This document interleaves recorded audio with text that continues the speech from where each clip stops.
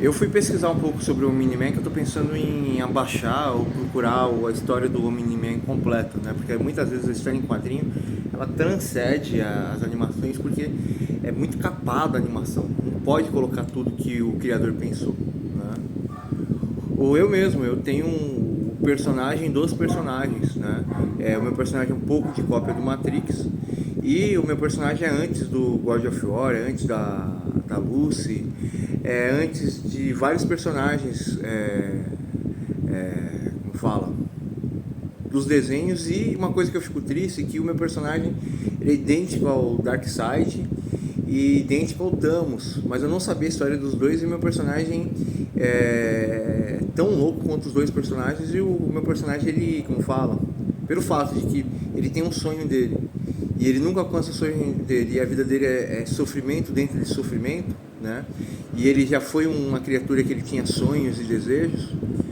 Ele adora o nada, né? E ele só toma. E ele fica o tempo inteiro: não, o nada é o Deus, o nada é verdade, o nada é absoluto.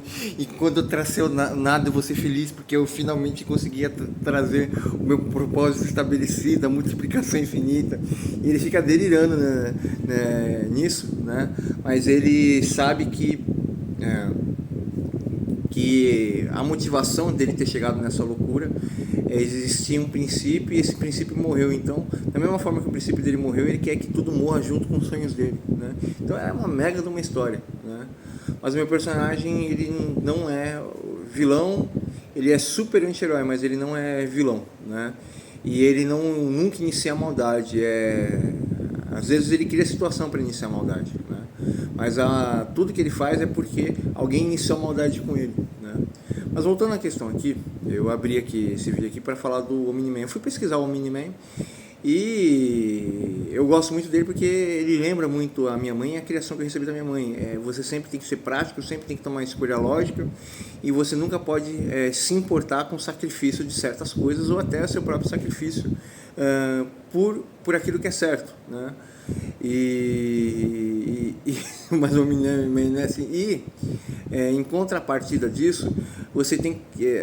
A minha mãe, ela era extremamente dura e ela era, como eu falo, sempre tomava escolhas duras, né? Igual o Omni-Man. E a coisa mais interessante é o filho dele ganhou superpoderes e a gente vê ele extremamente agressivo. Será que ele ficou agressivo porque ele se sentiu ameaçado por território por causa do filho e por causa do povo dele, ou ele lembrou da missão do povo dele, né? E você vê que o filho também está extremamente agressivo igual o pai, mas depois que ele percebe a pegada que o pai dele estava errado e a mãe fez até uma brincadeira falando: então filho, você antes era eu e você, mas agora é você e o seu pai, né? E é isso, né?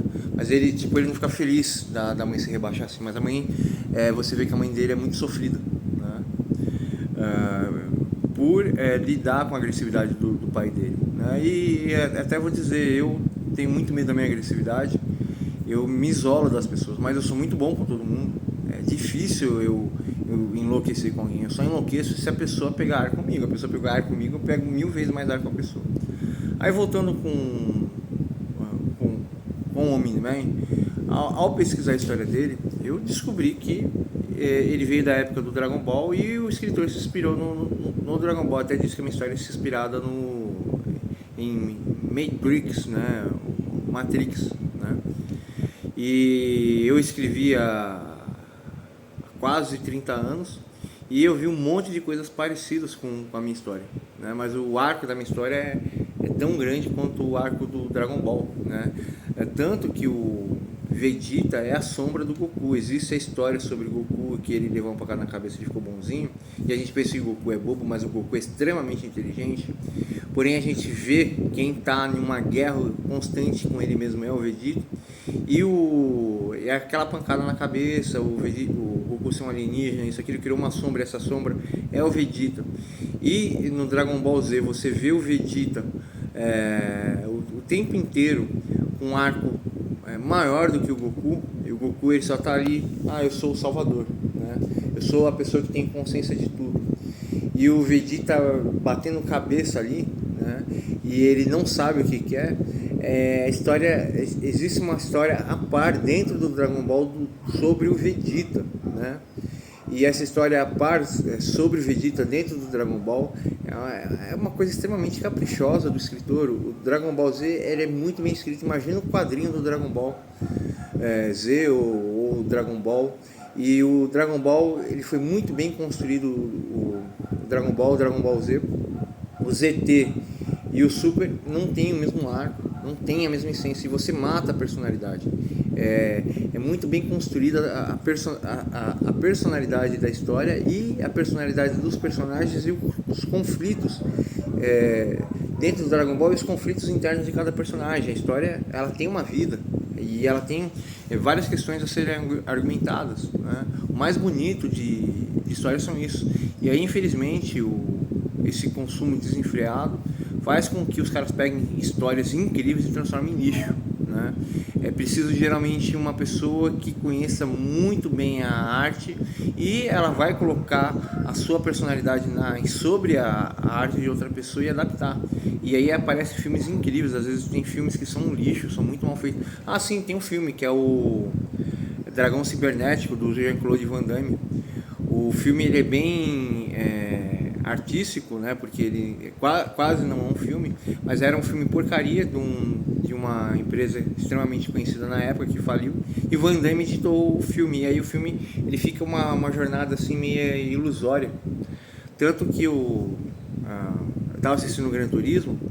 Tem uma cena lá que o menino ele vai para frente do computador e volta pro carro. Aí você se questiona: por que será isso? Isso está falando sobre o amor dos jogadores do Gran Turismo, que estava falando isso? Ou será que tudo isso é um sonho? Ou é um sonho que se tornou realidade, né? E eu não estou lembrando aqui, mas no Miniman tem uma parte ali que fica confusa a história.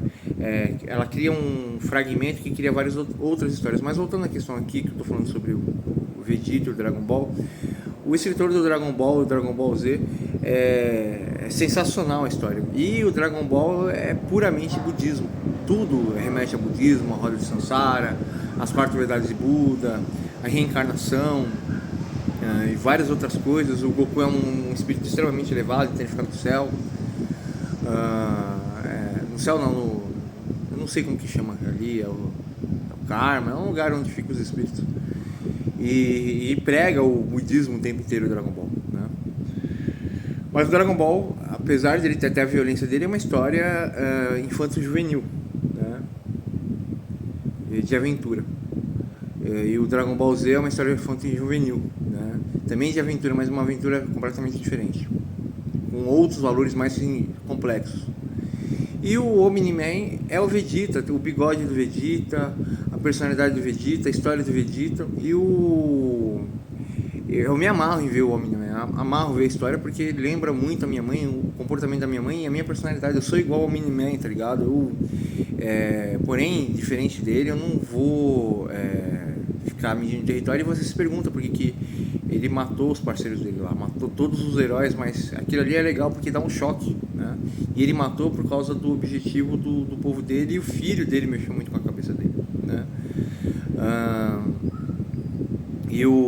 Como eu posso dizer pra vocês, o Omni-Man, ele é muito legal a história. Se deveria fazer mais ou menos quase igual ao Dragon Ball, deixar que o Omni-Man conseguisse dominar o povo dele, mas o povo dele rejeitar ele porque o povo dele é extremamente violento, né? E ter a rixa, né? Que ele é o mais poderoso, né? Que ele poderia deter o povo dele, mas existe muito... eles são tão fortes que eles conseguem se mutilar, né? É interessante isso no Omni-Man, né? Eles querem dar um realismo, né? Que uma coisa que não é nada real, é muito fantasia, né? Mas voltando à questão, toda a história do Omni-Man é a história do Vegeta, que é uma história muito bem feita, e as pessoas não percebem porque o Dragon Ball tem vários arcos, né? Você fica fascinado em ver os adversários, você quer descobrir sobre os adversários, e você acredita que o Goku sempre ele vai trazer a salvação, né? E existe todo o lado humano e caótico do Vegeta, né? Que talvez o escritor até ele quis criar o personagem do Vegeta para sair um pouco da fantasia do Dragon Ball, né? E aí você vê a arte, ela é a cópia de alguma coisa que impressionou a pessoa, ou a cópia de alguma arte que impressionou a pessoa, né? Uma pintura, um quadro, uma ideia, um livro, né? E aí você cria uma arte completamente diferente, né? Tanto que eu até falei que o meu personagem, a história do Deus da Destruição, tem embasamento no Matrix e é uma história, como fala, totalmente embasada no judaísmo, né?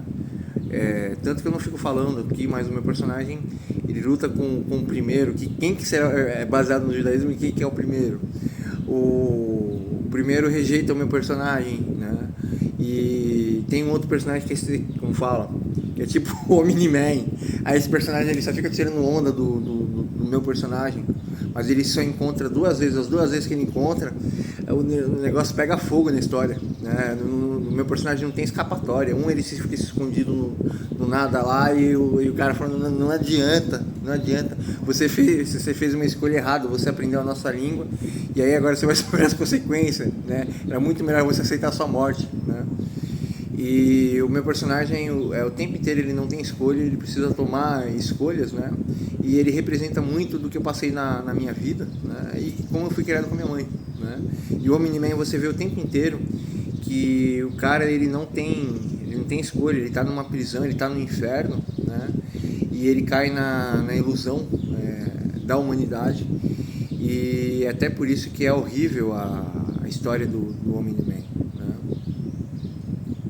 E eu fiquei extremamente chateado, porque, pô, é um baita de um personagem. Eu assisti o 4 episódios da segunda temporada, é um baita de um personagem, e o cara vai lá e quebra a coluna dele, né? A gente entende com isso.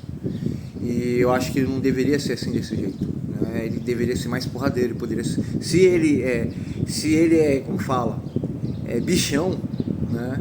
Ele deveria ser muito mais porradeiro, e a história deveria dar mais poder a ele, porque os caras chegam, não, você é o mais poderoso de Vitro, então eu não sabia que existia um imperador em Vitro, né, que é mais poderoso que ele. E tem uma coisa muito louca na história que é exatamente igual ao Dragon Ball em relação ao Vegeta, né?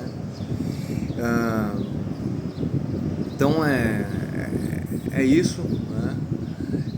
Eu fiz uma leitura aqui e estou fazendo uma análise aqui sobre os personagens e, cara, eu acho muito legal, mano, eu acho muito legal o Omni-Man.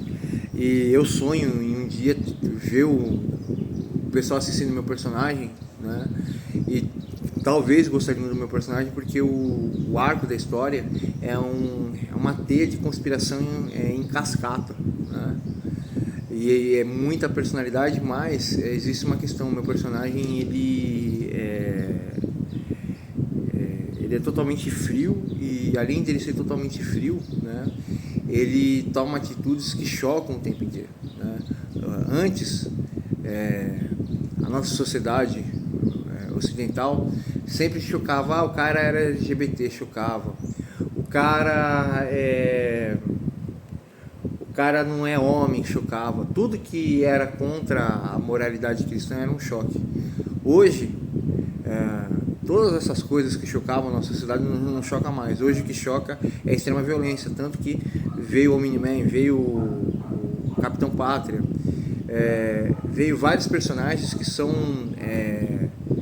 totalmente perversos, né? Mas o Capitão Pátria a gente não acha ele legal, não acha. O Batman, todo mundo gosta do Batman. O Batman ele não é super-herói.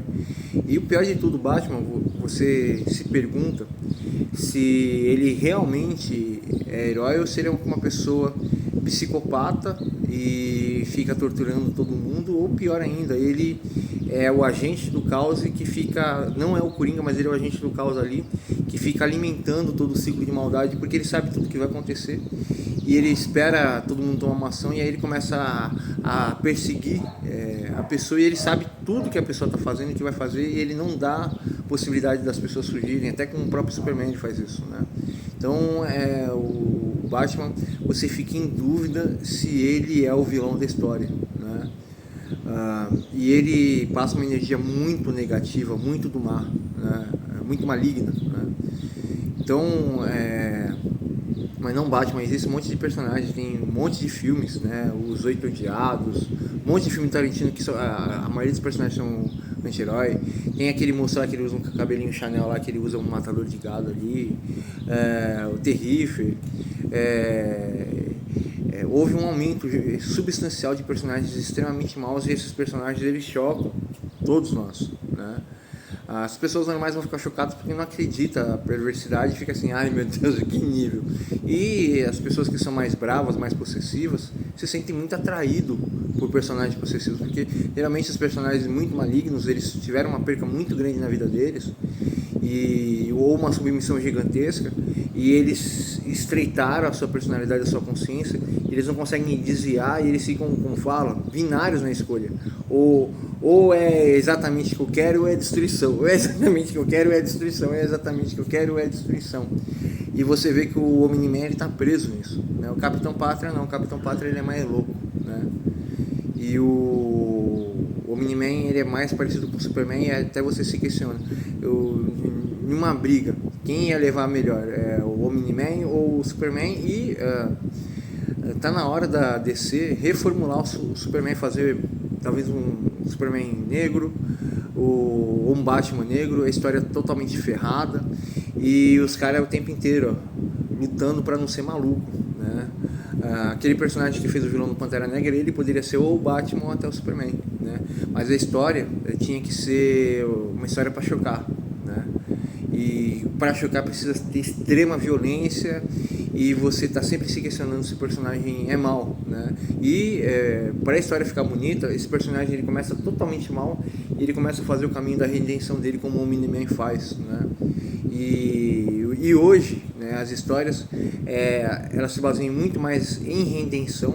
Sim, a maioria dos personagens pistoleiros, desde a época do Bang Bang, né, se baseia muito mais na redenção do personagem do que no caminho do herói do personagem.